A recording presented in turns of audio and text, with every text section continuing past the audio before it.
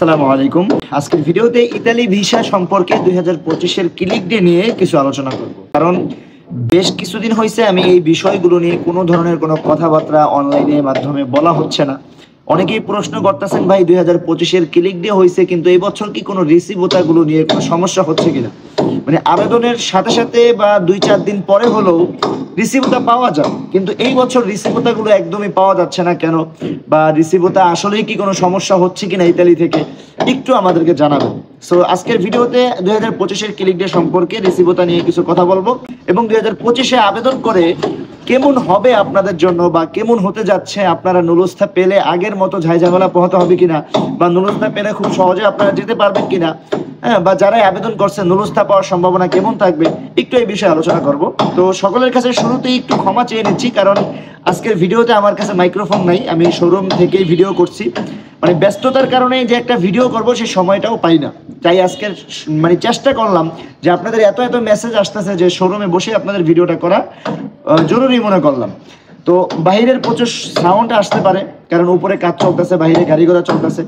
তো যাই হোক, সর্বশেষ যে বিষয়টা নিয়ে কথা বলবো সেটা হলো রিসিভোতাগুলো নিয়ে এবং 2025-এর কি হতে পারে, নুলস্থা হওয়ার সম্ভাবনা কেমন থাকতে পারে। অনেকেই বলতেছে 100% হবে। প্রথমত 2025-এ আবেদন করছেন এখনো পর্যন্ত যারা রিসিভোতা পাননি তাদের বিষয়গুলো নিয়ে বলি।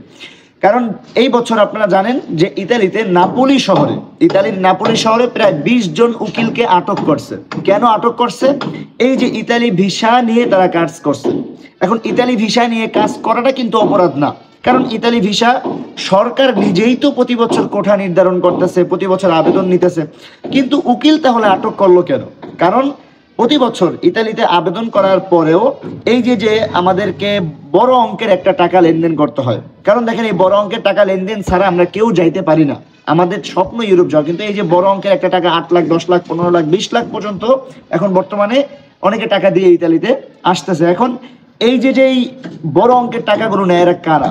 মেন কিন্তু একটা উকিলের কাছে আমরা যখন ইতালি ভিসা আবেদন করতে যাই, অবশ্যই উকিল, আমরা এখানে উকিলকে দোষারোপ করতেছি না, অবশ্যই উকিল বড় অঙ্কের একটা টাকা দাবি করে, অবশ্যই মালিক বড় অঙ্কের একটা টাকা দাবি করে।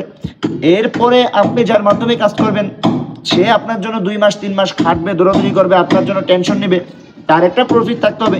এইভাবে বড় অঙ্কের একটা টাকা হয়ে যায় বড় একটা অ্যামাউন্ট, যার কারণে সরকার আসলে এইগুলো ধরতে চাচ্ছে যে এতগুলো টাকা কেন লাগে। তাই মেন গোড়াঘর যারা, মানে উকিল ধরবে, তারপরে উকিলের মাধ্যমে কারা কারা কাজ করে তাদেরকে ধরবে, উকিল কাকে কাকে টাকা দেয় এগুলো ধরে তারপরে ইতালি থেকে একটা সুন্দর মানে একটা সিস্টেম জারি করতে যাচ্ছে।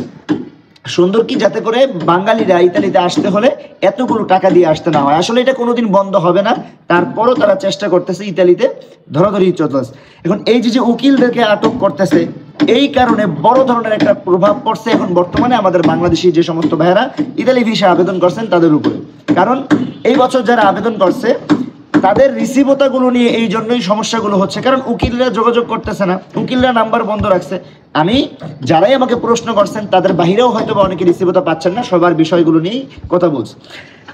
উকিল যোগাযোগ না করার কারণে বা উকিল এখন এই বিষয়গুলো নিয়ে একটু চুপচাপ আছে, যারাই আবেদন করছে খুবই গোপনীয়ভাবে এখন এই বিষয়গুলো নিয়ে কথা বলতে। দেখবেন আপনারা একটু যদি ফলো করেন, পিছনের বছর আমি তো ভাই এই বছর দেশে, এই বছর আমি আবেদন ইতালি ভিসা করি নেই বললেই চলে, মাত্র 5, 7, 8টা আবেদন করছি। এটা নিজেদের আশেপাশের লোকজন বা দূর থেকে 2-1 ভাই বোনেরা এসে অনুরোধ করলে এটা এই বছর আমি আবেদন করি নেই বললেই চলে। এগ্রিকালচারে একটা আবেদনও করিনি, ডোমেস্টিকে একটা আবেদন আমি পার্সোনালি করি নেই, যার কারণে এগ্রিকালচার আবেদনের পরও আমি দেখছেন কোনো ধরনের ভিডিও দেইনি। ডোমেস্টিকে আবেদন করে আমার ভিডিও দেই নেই, কারণ 1 নম্বর হলো ইতালিতে সমস্যা চলতেছে। এই বিষয়গুলো নিয়ে যত হাইলাইট হবে তাদেরকেই মানে তাদের লিস্টে নাম চলে যাচ্ছে।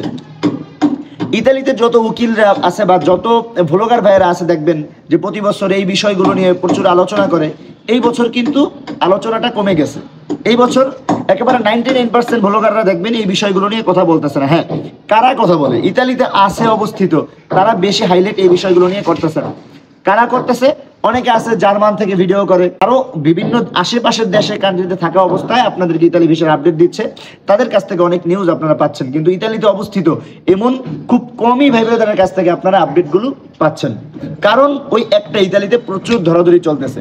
এই যে এখন 20 জন উকিল আটক করছে, এর আগেও কিন্তু আমাদের বাঙালি সহ নাইজেরিয়ান সহ আরো কয়েকটা দেশের বাঙালি বা আরো কয়েকটা দেশের প্রবাসীদেরকে হেলিকপ্টার দিয়ে ইতালিতে এদেরকে আটক করছে। আপনারা শুনছেন এই বিষয়গুলো। এখন ভাই আসলে যাদেরকে আটক করতেছে তাদের দোষ দিয়ে লাভ নেই, কারণ একটা উকিলকে দোষ দিয়ে লাভ কি? উকিল মালিককে টাকা খাওয়াইতে হয়। আবার যার মাধ্যমে আপনি আবেদন করাইছেন তার দোষ দিয়ে লাভ কি? তার তো উকিলকে টাকা দিতে হয়। মানে কারো দোষ দিয়ে লাভ নেই। তবে সরকার চাইতেছে এটা শুরু থেকে বন্ধ করতে, যাতে করে এতগুলো টাকা দিয়ে কারো এসব প্রবাসে আসতে না হয়। তারা চেষ্টা করতেছে, কোনোদিন সাকসেস হবে কিনা জানি না। সো এখন রিসিভতাগুলো নিয়ে একটু সমস্যা হচ্ছে, এটাই হয়তোবা যোগাযোগ বন্ধ, অনেকের সাথে যোগাযোগ করতে পারতেছে না, বা এই কাজগুলো একেবারে কি বলে যে মাঠে নেমে যে কাজ করবে, মানে একেবারে সবাইরে জানিয়ে কাজ করবে, এইগুলো পারতেছে না, খুব গোপনীয় ভাবে করতেছে, যার কারণে হয়তোবা আপনাদের রিসিভতাগুলো নিয়ে সমস্যা হতে পারে। এটা আসলে ভয় পাওয়ার কিছু নেই। আর আরেকটা কথা হলো, যারা আপনার সাথে 2 নাম্বারই করবে তাদের তো সমস্যা হওয়ার কথা না। যারা আপনাদের সাথে 2 নাম্বারই করবে তাদের সমস্যা হওয়ার কথা না, কারণ তাদের একটা রিসিভতা বানাইতে মাত্র 30 সেকেন্ড সময় লাগে। যাদের সাথে 2 নাম্বারই করবে তাদেরকে অবশ্যই সাথে সাথেই রিসিভতা দিয়ে দিছে, নয়তোবা আবেদনের একদিন পরেই রিসিভতা দিয়ে দিছে। কিন্তু যারা আপনার জন্য অরিজিনাল কাজ করতেছে, হয়তোবা তারা সঠিক রিসিভতাটার অপেক্ষায় আপনার কথা শুনতেছে, সঠিক রিসিভতার অপেক্ষায় আপনার বারবার ফোনের বিরক্ত হইতেছে। এটা আসলে আপনাদের বোঝা উচিত। যারা 2 নাম্বারই করবে তারা সবসময় আপনাকে অরিজিনাল প্রমাণ করার জন্য আগে আগে সবকিছু দিয়ে দিবে। এটা কিন্তু আপনি যদি আপনার বিবেক দিয়ে বোঝেন তাহলে আপনারা বুঝতে পারবেন। অনেক সিনিয়র ভাইয়েরা বা অনেক ভাই ব্রাদার বলে যে সাথে সাথে রিসিভতা না দেওয়া মানে 2 নাম্বারই। না না, এটা ভুল কথা। কারণ সাথে সাথে রিসিভতা যদি কারো 2 নাম্বারই করার ইচ্ছা থাকে, সে আপনার আবেদনের আগেই ওই ডেট দিয়ে ওই সময় দিয়ে রিসিভতা বানিয়ে আপনাকে সাথে সাথে দিয়ে দিবে। বিষয়টা ভাই বুঝতে পারছেন কিনা জানি না, তারপরে যদি আমার কথার দ্বারা ভুল হয়ে থাকে ক্ষমার দৃষ্টিতে দেখবেন। সো যাই হোক, আজকের ভিডিও আর বড় করবো না, এই পর্যন্তই। এবং সর্বশেষ কথা বলবো, 2025-এ যারা ইতালি ভিসা আবেদন করছেন, রিসিভতা আজ হোক কাল হোক আপনারা পাবেন। রিসিভতা এটা কোনো ইম্পর্টেন্ট জিনিস না, কারণ আপনি যার মাধ্যমে আবেদন করছেন বিশ্বাস নিয়েই করছেন। সে যদি আপনার সাথে 2 নাম্বারই করে আপনার কিচ্ছু করা থাকবে না। এই যে আপনারা 20, 40, 50 হাজার টাকা দিয়ে ইতালি ভিসা আবেদন করছেন, ভাই আপনার সাথে 2 নাম্বারই করলো, আপনি কি করবেন বলেন? বাংলাদেশের যে আইন, আপনি থানায় যাবেন মামলা করতে, থানায় আপনার 1 লাখ টাকা লাগবে এটার পিছনে দৌড়াদৌড়ি করতে করতে। বিষয়গুলো এরকম না। সো আপনি, আমার কথা হলো, বিশ্বাস করে আবেদন করছেন, আপনার বিশ্বাস সে যদি ধরে না রাখে, উপরে একজন আছে তার কাছে হয়তোবা ধরা একদিন না একদিন খাবে, এটা স্বাভাবিক।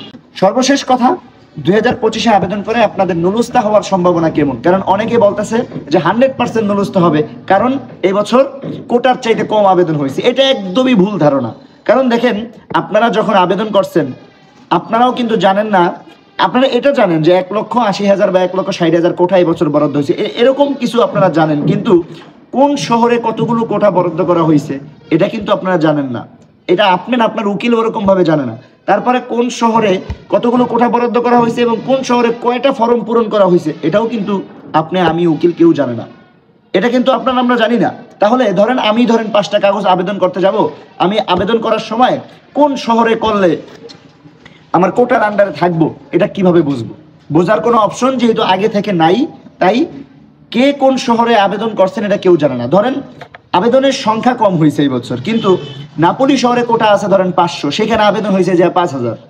রোম শহরে কোটা আছে 1,000, আবেদন হয়েছে 200, তার মানে 800 কোটা বাকি, ওখানে আবেদনই হয়নি। এখন আপনি নাপোলি শহরে আবেদন করছেন, কোটা বেশি হয়ে গেছে বিদায় আপনাকে রোম শহরে ঢুকেই দিবে, এটা কখনোই কোনোদিনও হবে না।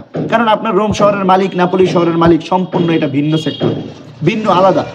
তো যেই শহরে আবেদন করছেন সেই শহরে যদি কোটা কম থেকে থাকে তাহলে হয়তো আপনার পাওয়ার সম্ভাবনা থাকতে পারে। তারপরও অনেক ধরনের ঝামেলা হয় ভাই, এইগুলো আমি উকিলও অনেকে বুঝি না। কারণ এই যে অনেক মালিক আছে যাদের মালিকের পিছনের বছরগুলোর লোকগুলো এখনো পর্যন্ত ঢুকতে পারেনি, তাদেরকে সরকার আবার নতুন করে কোঠা দিছে, তাদের নুলুস্তা উঠলে আপনার না যাওয়ার সম্ভাবনা আছে বেশিরভাগ। তো এরকমটা হয়, অনেক হয়। তাই যারা আবেদন করছেন আপনারা 100% ভিসা পাবেন, নুলুস্তা পাবেন, এরকম কথা যারা বলতেছে আমি মনে করি তারাই আপনাদেরকে প্রতারণা করবে, আপনাদের সাথে বড় ধরনের একটা বিপদে আপনাদেরকে ফালাবে, এই জন্য এইগুলো বলতেছে। কারণ আপনাকে তো এতটুকু তারা একটা আইডিয়া দিতেছে যে আপনি আবেদন করছেন মানে আপনি ভিসা পেয়ে যাচ্ছেন, তার মানে আপনি নিশ্চিত আপনি নুলুস্তা পেয়ে যাবেন। আপনাকে আবেদনের 2 মাস পরে আপনাকে জানাবে আপনার নুলুস্তা উঠছে, টাকা দেন, আপনি টাকা দিবেন, ধরা খাবেন। আমি কাজী কাউসার 2023-এ শুধুমাত্র 2-1টা পাসপোর্টের নুলুস্তা হওয়ার পরে টাকা নেওয়ার একটা সিদ্ধান্ত নিয়ে কারোর সাথে কাজ করছিলাম, কিন্তু এই বছরটা আমি ভাই আবেদন করি নেই বললেই চলে। এই বছর এই যে 2025-এ 2024, 23 এবং 23-এর তো 2টা ক্লিক ডে হয়েছে, 2টায় আমি যাদের সাথেই ইতালি ভিসা নিয়ে কাজ করছি সবাইকেই বলছি যে ভাই ভিসা হাতে না পেয়ে কেউ টাকা দিবেন না, অগ্রিম টাকা কেউ দিবেন না, শুধু আবেদনের ফি দিবেন। ভিসা হওয়ার আগে কেউ টাকা দিবেন না, নুলুস্তা হওয়া বাবদ কেউ টাকা পয়সা লেনদেন করবেন না। এমনকি আমি নিজেও কারোর সাথে করিনি, আপনারা এটা ভালো মতো জানেন। আমি ভিডিওর মাধ্যমে সবসময় বলি আমি কোনো কিছু গোপন রাখি না। এই যে ইতালি ভিসা নিয়ে যারা কাজ করে 99% লোক গোপন ভাবে কাজ করে, মানুষের সামনে বলে আমি করি না, বিতর্কত করে, কিন্তু আমি করি না। আমার কথা আমি লিগাল ভাবে কাজ করলে পৃথিবীর কেউ আমাকে আটকাইতে পারবে না। ওই সামনাসামনি পিছনে পিছনে 2-4 জন গালাগালি করতে পারবে, কিন্তু বাস্তবে সামনাসামনি আসলে কখনোই পারবে না। কারণ আমি সঠিকভাবে কাজ করলে আমি তো যেভাবেই হোক কষ্ট হলো আমি ওটা তো আমি উপস্থাপনা করতে পারবো সামনাসামনি। তাহলে আমি অনলাইনে বলতে আমার ভয় কিসের? আমি তবে এই বছর কাজ করা বন্ধ করছি, কারণ শোরুম নিয়ে ব্যস্ত। আবার একটু আমার আপনারা জানেন এই যে মার্চের 10 তারিখ আমার আমেরিকা এম্বাসিতে ইন্টারভিউ, আমার সৌজন্য রেসিডেন্ট ইতালি সব কিছু আমেরিকা এম্বাসিতে জমা দেওয়া। আমার এটা নিয়ে একটু মানে আশা আছে যে ফ্যামিলি সহ একটু ইউএসএর দিকে যাব এবং ওখানে গিয়ে পার্মানেন্ট কাজ করব না, চলে আসবো। আমার পার্মানেন্ট প্রবাসী ভাবে থাকার ইচ্ছা আমার নাই। মানে এই যে ফ্যামিলি বাবা মা ফারাই রেখা তারপরে একা একা এইভাবে বিদেশের মাটিতে পড়ে থাকা আমার ইচ্ছা নাই। কারণ ভাই বিদেশ যাওয়ার আগেও আপনারা জানেন আমার ব্যবসা ছিল এই মাদারীপুর শহরেই, এবং বিদেশ থেকে তখনও কিন্তু ভাই ছোটখাটো ব্যবসা ছিল না। এখন হয়তো ফার্নিচারের ব্যবসা দিছি, তখন ছিল আমার কাপড়ের ব্যবসা, কাপড়ের একটা শোরুম কোয়ালিটিরই একটা দোকান ছিল মাদারীপুর শহরে। প্রায় 10-12 লাখ টাকা অ্যাডভান্স দিয়ে বিদেশ যাওয়ার আগেই আমার ব্যবসা ছিল। তো যাই হোক, বিদেশ যায় মানুষ আশা নিয়ে। তো আমার কাছে মনে হলো যে না, প্রবাসে আসলে 2-4 লাখ টাকা বা 2-3 লাখ টাকা কামানোর চাইতে দেশে বসে 1 লাখ টাকা কামানো অনেকটাই বেশি ভালো মনে করি। তবে বিদেশ যাব না এরকম না, কাগজ রিনিউ করে আবার চলে আসবো। হয়তোবা সৌজন্যের ম্যাচ চলে যাওয়ার আগে যাবো, আবার চলে আসবো। আবার ইউএস এর ভিসা যদি হয়ে যায় 5 বছর 10 বছরের মাল্টিপল ভিসা দিবে, যদি আল্লাহর রহমতে হয় ফ্যামিলি সহ যাবো, 10-12 দিন থেকে আইসা পড়বো যখন মন চাইবো। মানে একটা সার্টিফিকেট নিজের কাছে রাখা ভালো। যদি একটা আমেরিকার ভিসা থাকে 5-10 বছরের, নিজের একটা রিস্ক থাকলো না, নিজের একটা শক্তি থাকে যে না যখন কোনো সময় কিছু হইলে আমি ওখানে গিয়ে কিছু একটা করতে পারবো। যাই হোক ভাই ব্রাদার, মনে করি ভালোবাসি আপনাদেরকে। আমাকে যারা সাবস্ক্রাইব করছেন, আমার ভিডিও দেখেন, সকলকেই আসলে ভালো লাগে আপনাদের সাথে কথা বলতে, তাই অনেক সময় অনেক কথা বলি। কেউ আমার কথার উপরে কষ্ট নেবেন না। যদি আমার কথার উপরে কেউ কষ্ট পেয়ে থাকেন, একেবারে আন্তরিকভাবে ক্ষমার দৃষ্টিতে দেখবেন। এবং সকলকে দাওয়াত রইল মাদারীপুর সদর পুরান বাজার বাসতলা, আপনার আমিরাবাদ বললেই চেনবে। এখানে আমার হাতিম ফার্নিচারের শোরুম উদ্বোধন হয়েছে। এই যে এখনো উদ্বোধনের ইটা এখনো পর্যন্ত উপরে টানানো আছে। তো যাই হোক, আপনাদেরকে দাওয়াত রইল, আসবেন অবশ্যই, শোরুমে আসবেন, দেখা হবে আপনাদের সাথে ইনশাআল্লাহ। সবাই ভালো থাকবেন, আসসালামু আলাইকুম, দেখা হবে পরবর্তী কোনো এক ভিডিওতে।